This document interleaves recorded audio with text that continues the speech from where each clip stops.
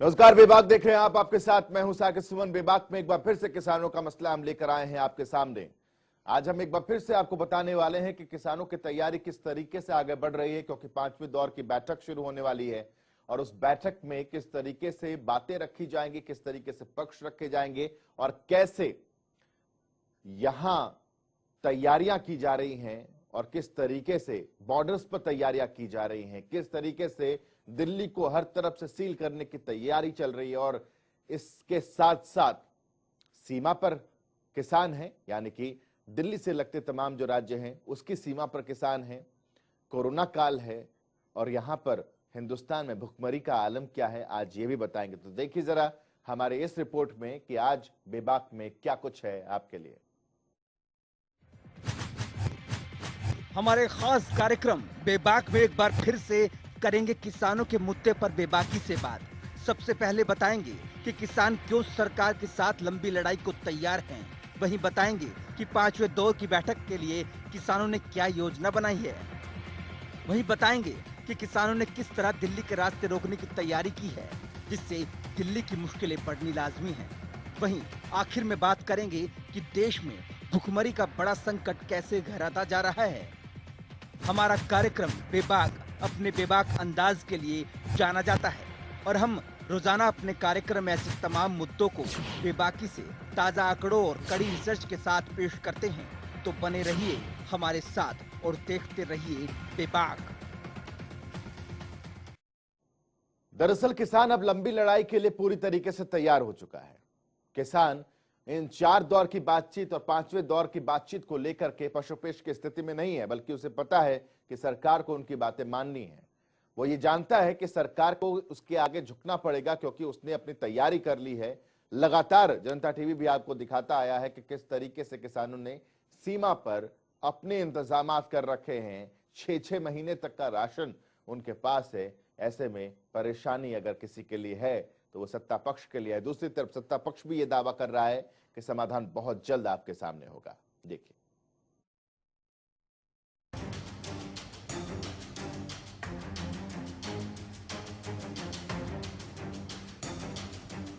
किसानों में आक्रोश है। दिल्ली की सीमाओं पर आंदोलन बरकरार है।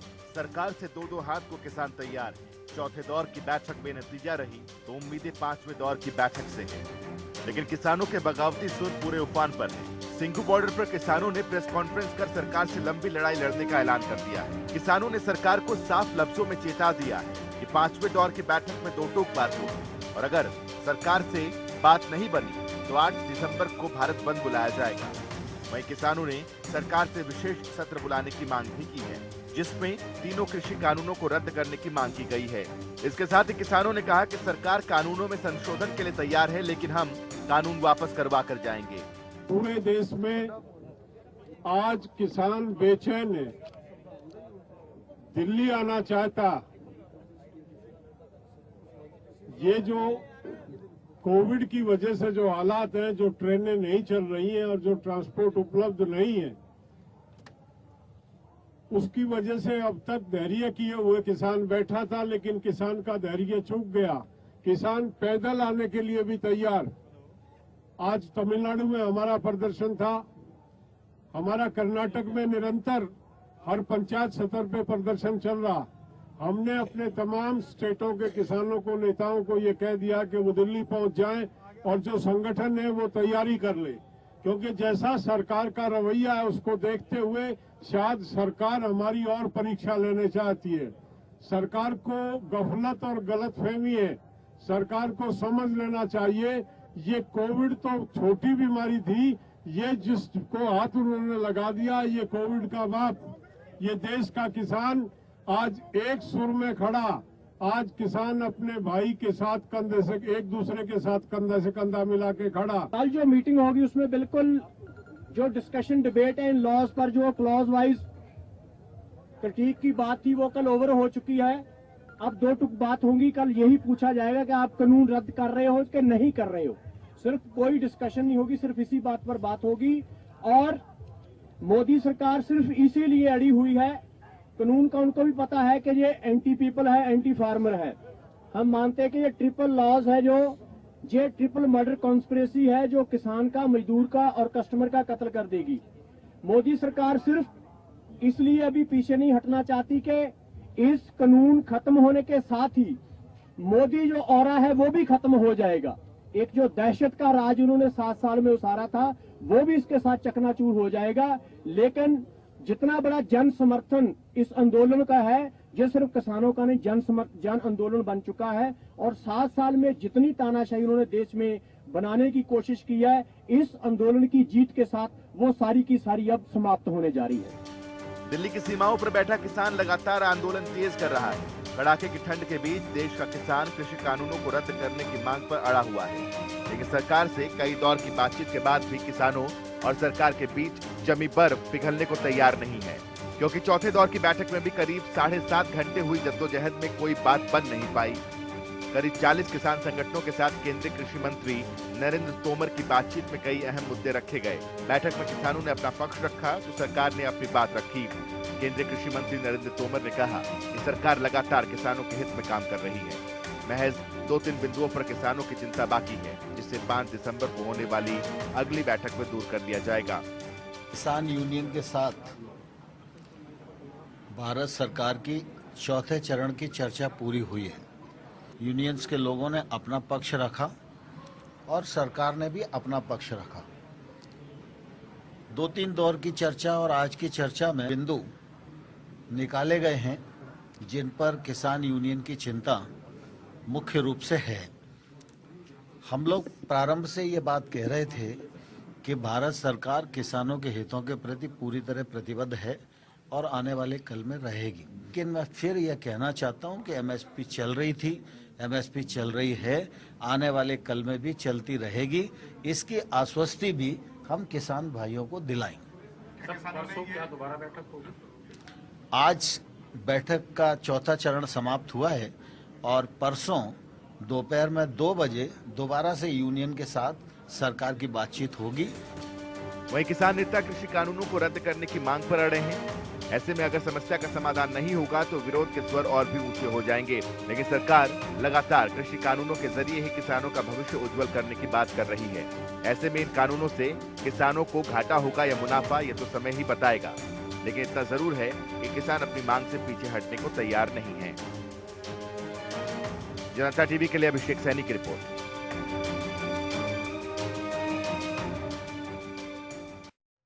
समझना यह भी होगा कि किसानों की योजनाएं किस तरीके से परवान चढ़ रही है। लगातार प्रेस कॉन्फ्रेंस किसान भी कर रहे हैं, लगातार प्रेस कॉन्फ्रेंस किसानों की तरफ से तो की जा रही है, बैठकें भी किसानों की तरफ से की जा रही हैं। अलग अलग तमाम किसान संगठन जो है वो आपस में विचार विमर्श भी कर रहे हैं कि सरकार की नीति किस तरीके से आगे बढ़ रही है, उस पर पैनी नजर भी किसानों की है। किसान इस बार किसी भी मामले में छला हुआ महसूस नहीं करना चाहते, इसलिए किसान भी अपनी बात को दो टूक रख रहे हैं। देखिए रिपोर्ट।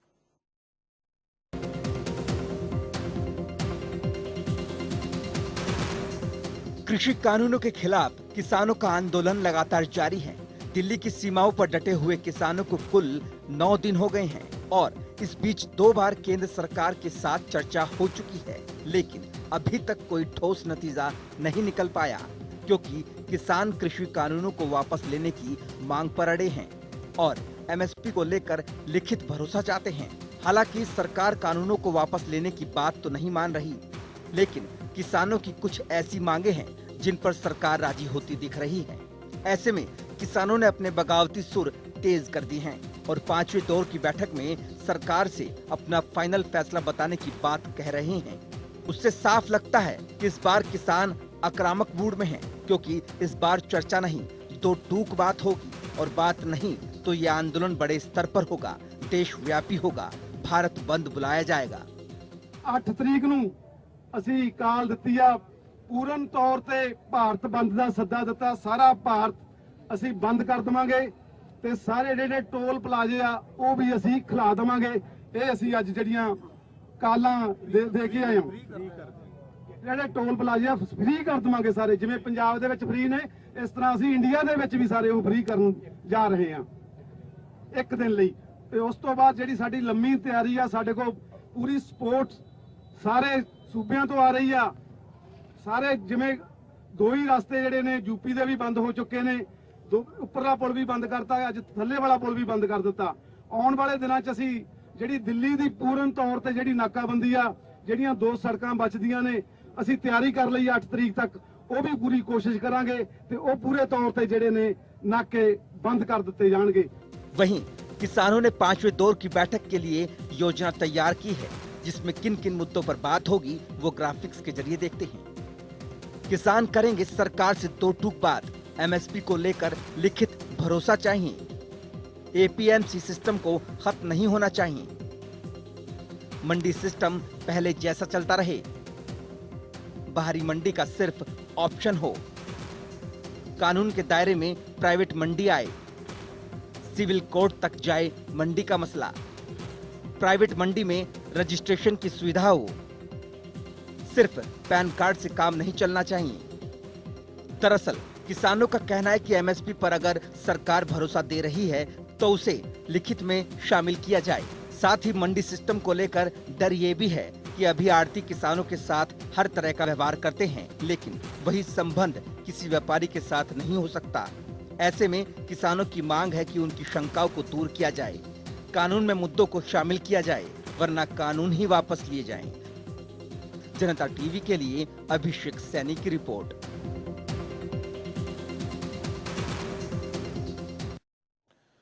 किसान के इस आंदोलन का खामियाजा दिल्ली को भुगतना पड़ रहा है। जिस तरीके से 2 हाथियों की जंग में बेचारी घास को पिसना पड़ जाता है, उसी तरीके से दिल्ली परेशान है। दिल्ली वाले अब धीरे धीरे परेशान हो रहे हैं, क्योंकि दिल्ली की कुछ सीमाएं सील हैं, तो इस वजह से जो फल, सब्जियां, दूध, उसकी आपूर्ति दिल्ली में जिस तरीके से हो रही थी, अभी उस पर एक स्टॉपेज है। लेकिन किसानों ने ये ऐलान कर दिया है कि अगर बातचीत सिरे नहीं चढ़ती है तो फिर दिल्ली को हर तरीके से सील कर दिया जाएगा और दिल्ली में न सब्जियां मिलेंगी, न फल मिलेंगे, न ही दूध कई आयत हो पाएगी। ऐसे में परेशान दिल्ली वाले भी हैं और दिल्ली के मुख्यमंत्री भी हैं।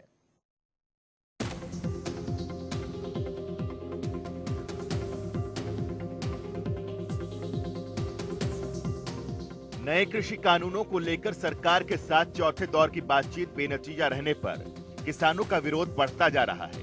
जहां सरकार ने नए कृषि कानूनों में संशोधन की बात की है, तो वही किसान तीनों कृषि कानूनों को रद्द करने की मांग पर अड़े हैं। ऐसे में दिल्ली की सीमाओं पर किसानों का जमावड़ा बढ़ता ही जा रहा है, जिसके चलते दिल्ली के ज्यादातर सीमाओं को सील कर दिया गया है, जिससे लोगों को आवाजाही में खासी दिक्कतों का सामना करना पड़ रहा है। ये किसान आंदोलन की वजह से रोड सारे बंद कर रखे हैं, पुलिस वाले निकलने नहीं दे रहे कहीं से भी। अब तो 8 बज गए, अब क्या करेंगे आप? अब इधर से उधर भाग रहे हैं, क्या करें सर, इधर से उधर भाग रहे हैं, सारे रोड बंद करे हुए हैं। क्या कहना चाहेंगे सर क्या कहना चाहेंगे, परेशानी हो रही है। अगर सवारी नहीं मिलती है तो क्या कारण है, क्यों पैदल जाना पड़ रहा है आपको? रास्ते बंद कर रखे, बॉर्डर बंद कर रखे। अच्छा, हाँ? तो अब किस तरह की परेशानी आप झेल रहे हैं बताइए? बस किस तरह की परेशानी, यही पैदल चल रहे हैं, यही परेशानी है। लेडीज साथ में हमारे। अच्छा, लेडीज बच्चे साथ में। हाँ? तो आपको मालूम है रास्ते क्यों बंद करेंगे? शायद किसानों की वजह से रास्ते बंद कर रखे। तो बस वाले ने वहीं, गाड़ी वाले ने वहीं उतार दिया? हाँ वही उतार दिया, रास्ते में ही उतार दिया क्या बोल के उतारा? कि उतरो बॉर्डर बंद है। तो ऐसे कैसे जाएंगे अब आप? अब पैदल चल रहे हैं, चलने में बहुत ज्यादा परेशानी हो रही है, बच्चा साथ में है छोटा। लेकिन इसके लिए ट्रैफिक पुलिस लगातार एडवाइजरी भी जारी कर रही है। पुलिस का कहना है कि लोग पैनिक ना हो। हरियाणा और यूपी के कुछ रास्तों को छोड़कर ज्यादातर रास्ते खोल दिए गए हैं, जहां से लोग आसानी से आ जा सकते हैं। हमारे 3 नाके हैं, बदरपुर बॉर्डर पर नीचे, फ्लाईओवर से नीचे, एक ये सराय टोल प्लाजा पर और एक बाईपास पर। वहाँ करीब 20-22 आदमी हमें लगा रखे हैं और वजरा हमारी और हर चीज के लिए बंदोबस्त है हमारे पास। नहीं, भी 1-2 गाड़ी आई थी, वो हमने वापस कर दी यहाँ से सुबह। और जंतर मंतर पर जाने का इनका प्लान था, लेकिन हम किसी गाड़ी को प्रवेश नहीं होने देंगे दिल्ली में। वहीं किसान सरकार पर दबाव बनाने के लिए 5 नेशनल हाईवे को बंद करने की तैयारी में है। जिन 5 नेशनल हाईवे को बंद करके दिल्ली की मोर्चाबंदी का ऐलान किया गया है, उसमें दिल्ली चंडीगढ़, दिल्ली हिसार, दिल्ली जयपुर, दिल्ली आगरा और दिल्ली बरेली शामिल है। इतना ही नहीं, किसानों के प्रदर्शन के चलते दिल्ली हिसार भी बंद है, जिससे हरियाणा, पंजाब, हिमाचल और जम्मू कश्मीर आने जाने वाले लोगों को परेशानी हो रही है। ऐसे में 3 नेशनल हाईवे भी बंद हो जाते हैं तो दिल्ली के साथ हरियाणा, पंजाब, राजस्थान, हिमाचल, जम्मू, यूपी, मध्य प्रदेश, उत्तराखंड पूरी तरह से प्रभावित होंगे और ऐसे में इन राज्यों से सीधे कनेक्टिविटी टूट जाएगी, जिससे इन राज्यों में दूध, सब्जी, फल, यूरिया, कीटनाशक, दवाई, कपड़े, जूते, चप्पल, चमड़े का सामान, ऑटो पार्ट्स, जूते समेत तमाम चीजों की किल्लत बढ़ जाएगी। अभी तक दिल्ली एनसीआर में दूध, सब्जी और फल की किल्लत झेलनी पड़ रही है, लेकिन अब अगर दूसरे हाईवे भी रुके तो हालात बिगड़ जाएंगे। इसकी सीधी मार आम आदमी पर पड़ेगी। हाईवे रुके तो होगी परेशानी।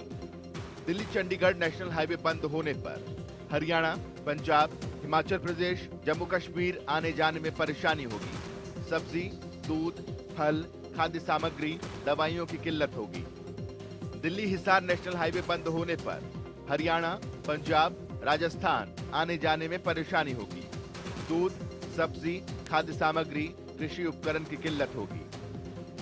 दिल्ली जयपुर नेशनल हाईवे बंद होने पर हरियाणा, राजस्थान आने जाने में परेशानी होगी। यूरिया, कीटनाशक, कृषि उपकरण, वाहन की किल्लत होगी। दिल्ली मथुरा आगरा नेशनल हाईवे बंद होने पर उत्तर प्रदेश, मध्य प्रदेश आने जाने में परेशानी होगी। चमड़ा, कपड़ा, सोयाबीन, तिलहन की किल्लत होगी। दिल्ली मुरादाबाद बरेली नेशनल हाईवे बंद होने पर उत्तर प्रदेश, उत्तराखंड आने जाने में परेशानी होगी। सब्जी, दूध, खाद्य सामग्री की किल्लत होगी। किसानों का आंदोलन लंबा खिंचता जा रहा है और किसानों का गुस्सा धीरे धीरे बढ़ता जा रहा है।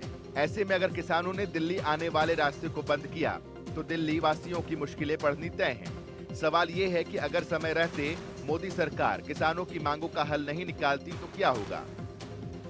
जरूरी सामानों की सप्लाई रुक जाएगी, बाजारों पर दिखेगा असर, फल सब्जियां महंगी हो जाएंगी, दवाइयों की सप्लाई पर पड़ेगा असर। किसानों के आंदोलन का असर अभी से दिल्ली की मंडियों पर दिखने लगा है। ऐसे में अब सरकार के सामने न सिर्फ किसानों की मांगे हैं, बल्कि उनके आंदोलन के साथ साथ दिल्ली की बड़ी मुश्किलें भी हैं। अगर आने वाले दिनों में किसान ने अपना रुख बदला और आंदोलन के तहत दिल्ली आने वाले रास्तों को जाम किया तो दिल्ली वासियों के लिए मुश्किलें और बढ़ सकती हैं। जनता टीवी के लिए अभिषेक सैनी की रिपोर्ट।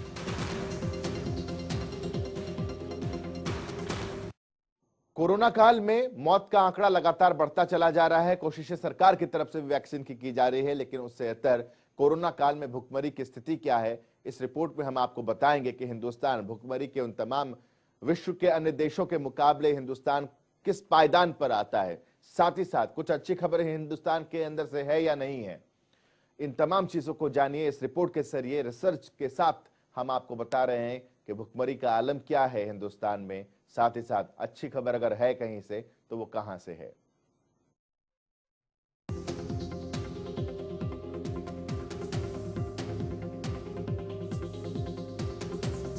देश का पेट भरने वाला किसान पिछले कई महीनों से परेशानी में है, क्योंकि वो केंद्र सरकार के नए कृषि कानूनों के खिलाफ है और अपनी मांगों को लेकर आज सड़कों पर गुजर बसर कर रहा है।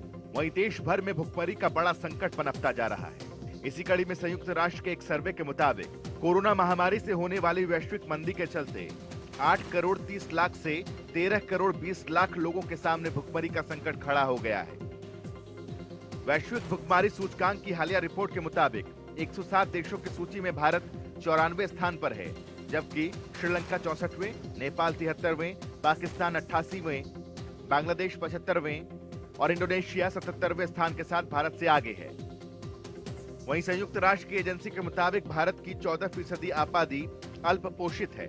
भारत में बौनेपन की दर 37.4% दर्ज हो चुकी है। ये क्रॉनिक कुपोषण के लक्षण हैं। संतोषजनक ये है कि भारत में बाल मृत्यु दर में सुधार हुआ है, जो इस समय 3.7% है।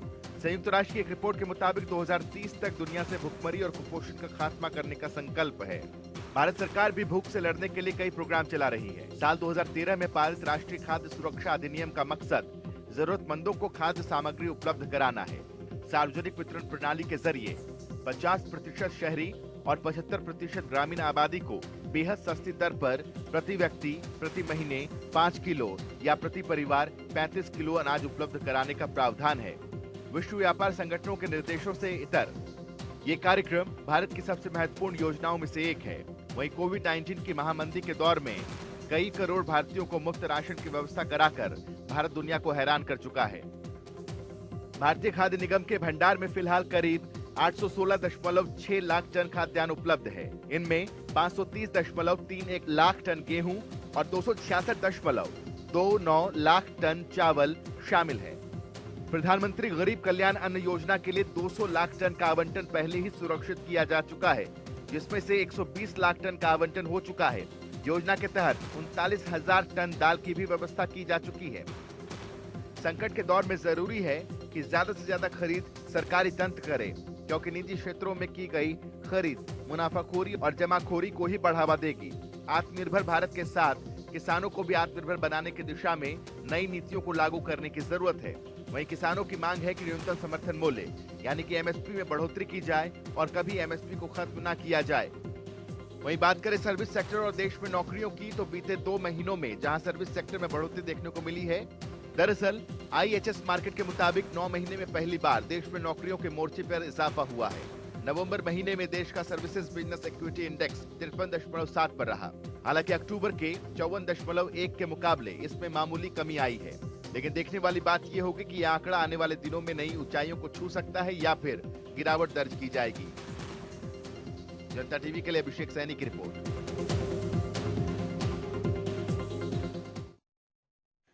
तो इसी के साथ बेबाक में आज के लिए बस इतना ही। एक छोटे से ब्रेक के लिए हम रुक रहे हैं। ब्रेक के बाद कुछ और खबरें होंगी आपके लिए।